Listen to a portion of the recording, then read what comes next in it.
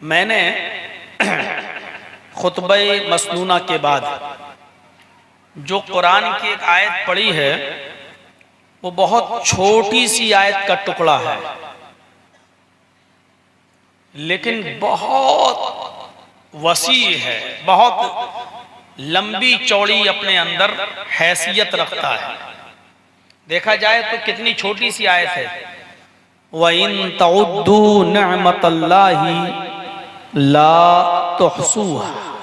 बस इतना सा सेंटेंस मैंने पढ़ा है आपके सामने कुरान से। आइए जरा इसके तर्जमे पर, इसकी मीनिंग पर गौर करते हैं।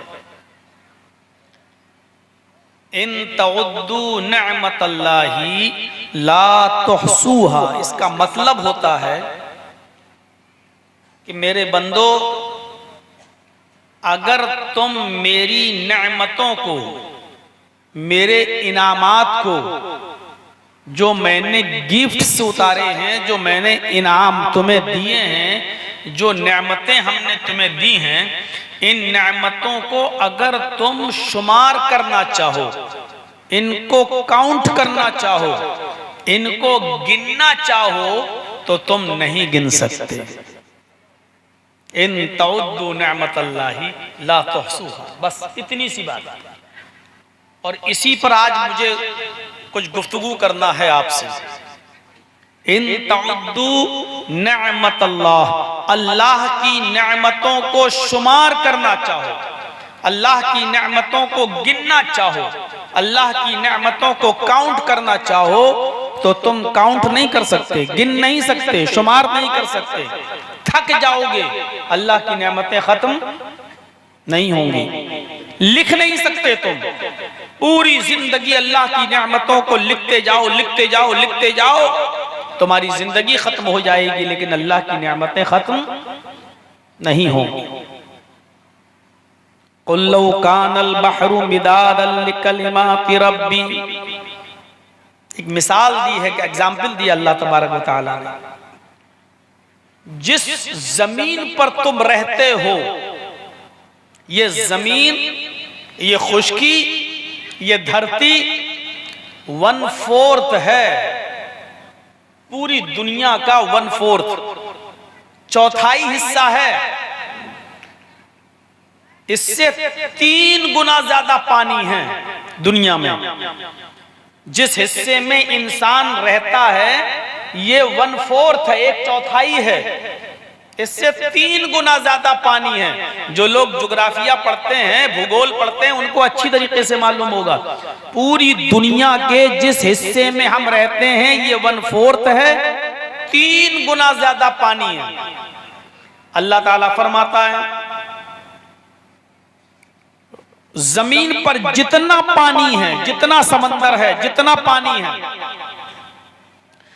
उस पानी की तुम स्याही बना डालो, इंक, रोशनाई,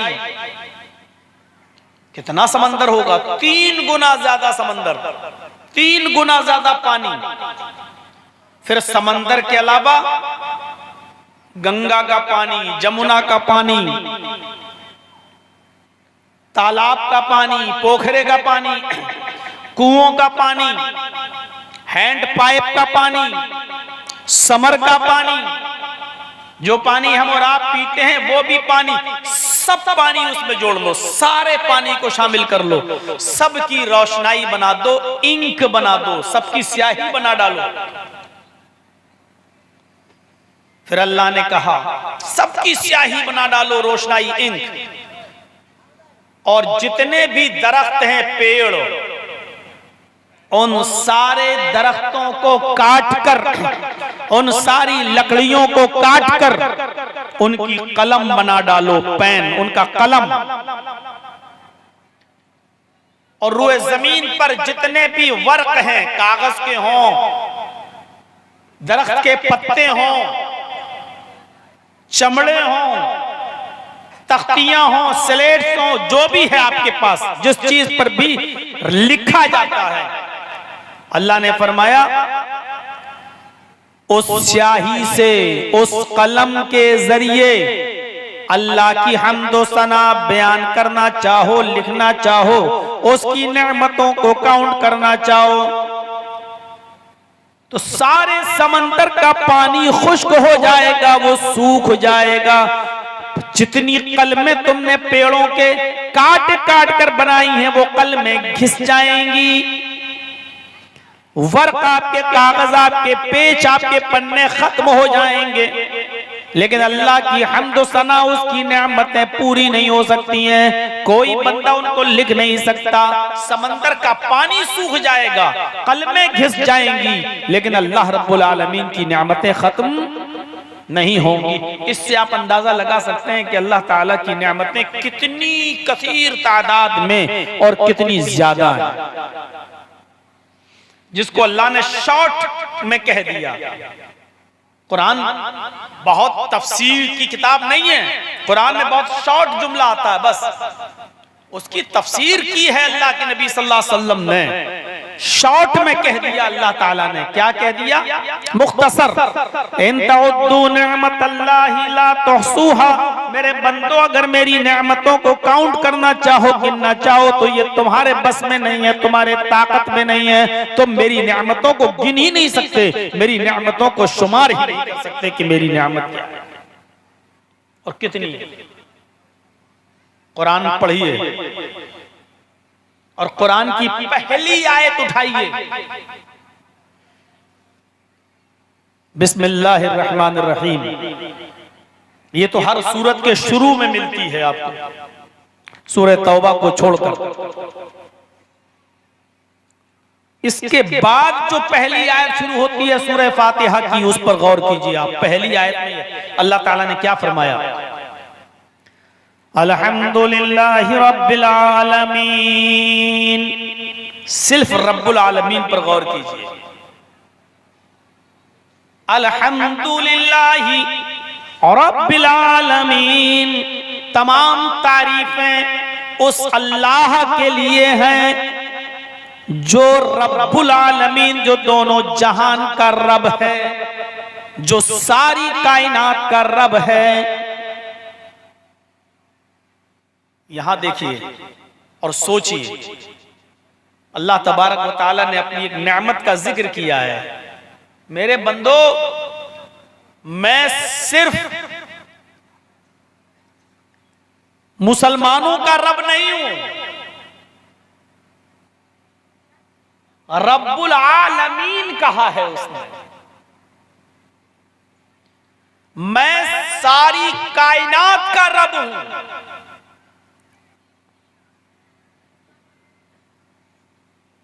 इंसानों का भी हूं, जानवरों का भी हूं, जिन्नातों का भी हूं, फरिश्तों का भी हूं, जमादातो, नबातात और हैवानात का भी हूं, और जमीन और आसमान के अंदर जितनी चीजें आप देख रहे हो उन सब का हूं। इसीलिए जमीन और आसमान की सारी चीजें मेरी तस्बीह, मेरी पाकी, मेरी बड़ाई बयान करती रहती हैं। युसब्बिहु लिल्लाहि मा फिस समावाति व मा फिल अर्ज़। जमीन और आसमान में तुम जो कुछ भी देख रहे हो, हर चीज अल्लाह रब्बुल आलमीन की हम्द व सना, अल्लाह की तस्बीह, अल्लाह की पाकी, बड़ाई बयान करती है, क्योंकि वो सबका रब है। वो सिर्फ इंसानों का नहीं है।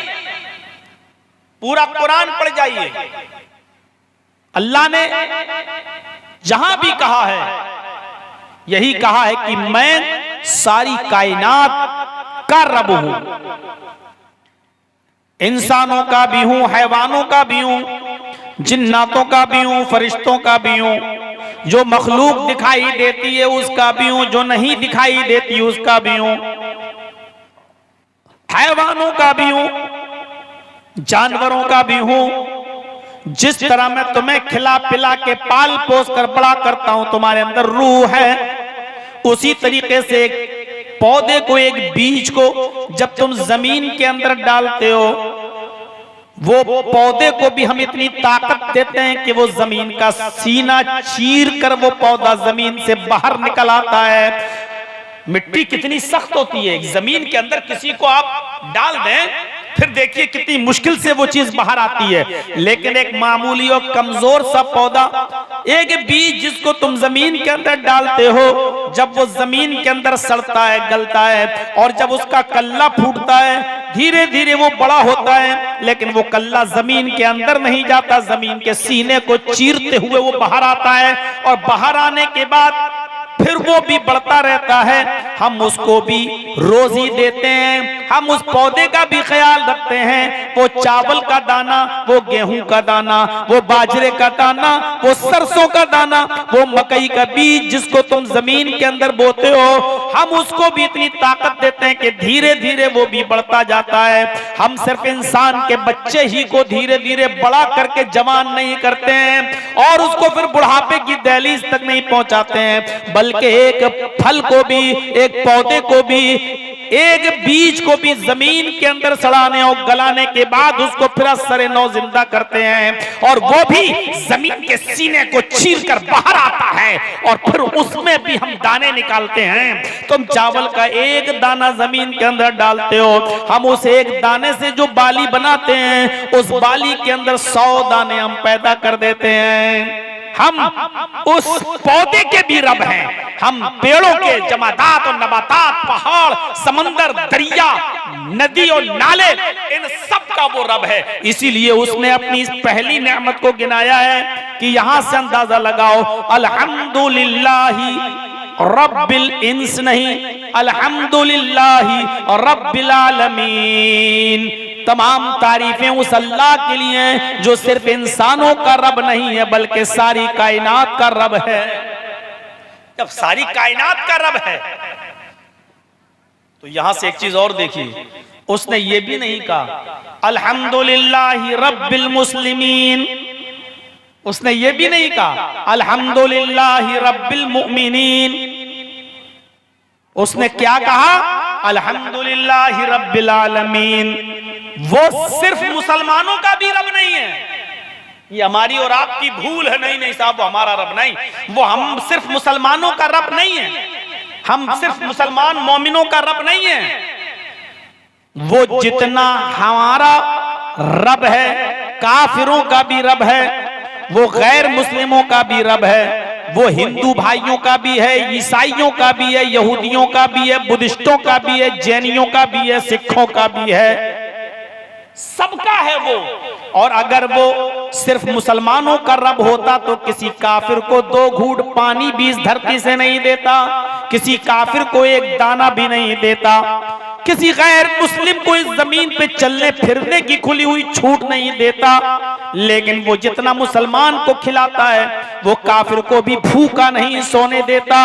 किसी हिंदू को देख लो, किसी मुसलमान को देख लो, किसी यहूदी को देख लो, किसी ईसाई को देख लो, किसी बुद्धिस्ट को देख लो, किसी जैनी को देख लो, किसी सिख को देख लो, वो भी जमीन पर जीता है और चलता फिरता है, और वो भी खाने और पीने के बाद ही बिस्तर पर जाकर सोता है। अल्लाह उसको भी भूखा नहीं सोने देता है। क्यों? इसलिए कि अल्लाह की नजर में दुनिया की हैसियत कुछ है ही नहीं। अगर अल्लाह की नजर में दुनिया की कुछ भी हैसियत होती, कुछ भी, हम कुछ भी कह रहे हैं, अल्लाह की नजर में अगर इस दुनिया की कुछ भी हैसियत होती तो अल्लाह इस दुनिया से किसी काफिर को फायदा नहीं उठाने देता। तिरमिजी की रिवायत उठाओ, अल्लाह के नबी सल्लल्लाहु अलैहि वसल्लम ने फरमाया, लौ कानतिद दुनिया तादिलु इंदल्लाहि जनाह बऊज़तिन मा सका काफिरम मिनहु शुरबत माइन। अगर अल्लाह की नजर में, अल्लाह की दृष्टि में इस दुनिया की हकीकत, इस दुनिया की वास्तविकता अगर मच्छर के एक पर के बराबर भी होती, अगर मच्छर के एक पर के बराबर भी किसी दुनिया की हैसियत अल्लाह की नजर में होती तो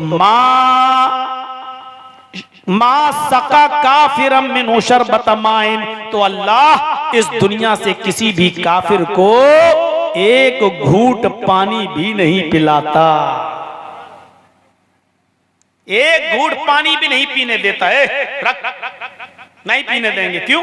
ये मैंने दिया पानी, तू पिएगा। गैर के सामने माथा टेकने वाले और गैर को अपना रब समझने वाले, गैर के सामने सर झुकाने वाले, गैर को मुख्तारे कुल समझने वाले, तेरी हैसियत है कि तू इस जमीन से एक घूंट पानी पिए? ये पानी मैंने बरसाया, ये पानी मैंने दिया, ये पानी मेरी कुदरते कामिला से जमीन से निकलता है, इस पानी का मालिक मैं हूं, तू कैसे पानी पिएगा? मच्छर के पर के बराबर भी नहीं है। पानी थोड़ा गर्म पानी मंगा के रखिएगा। यूपी की ठंडी खा के आया हूं भाई। आज 26 जनवरी थी, फ्लाइट का टिकट देख रहा हूं तो पता चल रहा 17,000 का, 18,000 का। मैंने फ्लाइट छोड़ दी, मैं ट्रेन से आया हूं, 24 घंटे लगे। वो दुर्जियाना एक्सप्रेस, कौन सी एक्सप्रेस होती है, वो अच्छी गाड़ी समझ के मैं बैठा, और वो भी बनारस आने के बाद वो भी 6 घंटा लेट हो गई रास्ते में, इतना कोहरा था। तो थोड़ा गर्म पानी मंगा के रखिएगा, जब भी जरूरत पड़ेगी। अभी तो वैसे तो पीता नहीं हूं, लेकिन आज पीना पड़ेगा लगता है।